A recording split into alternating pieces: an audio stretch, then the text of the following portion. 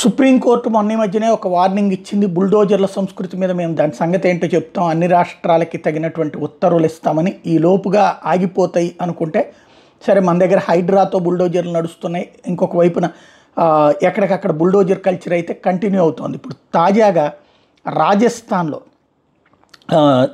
హిందువులకు సంబంధించినటువంటి యాత్ర మీద బిల్వారా ప్రాంతంలో నిన్న పెద్ద ఎత్తున రాళ్ల దాడి జరిగినటువంటి నేపథ్యంలో, అక్కడ ఉన్నటువంటి వాళ్ళ మీద దాడులు జరిగినటువంటి నేపథ్యంలో మళ్ళీ బుల్డోజర్ రంగంలోకి వచ్చింది.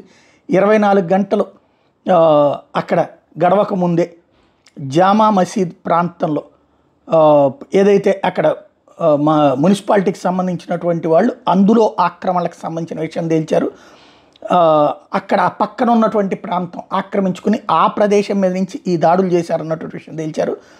దానికి కారకులైనటువంటి వాళ్ళందరినీ కూడా ఓ పక్కన పోలీసులు అరెస్ట్ చేస్తుంటే, మరొక వైపు రామ్ రేవడి యాత్ర అనమాట జరిగింది. ఆ యాత్ర సందర్భంగా జరిగినటువంటి రాళ్ల దాడి నేపథ్యంలో ఆ అక్రమ నిర్మాణాన్ని కూల్చివేత ప్రక్రియ, దాంతో మరొకసారి ఉద్రిక్త వాతావరణం నడిచింది.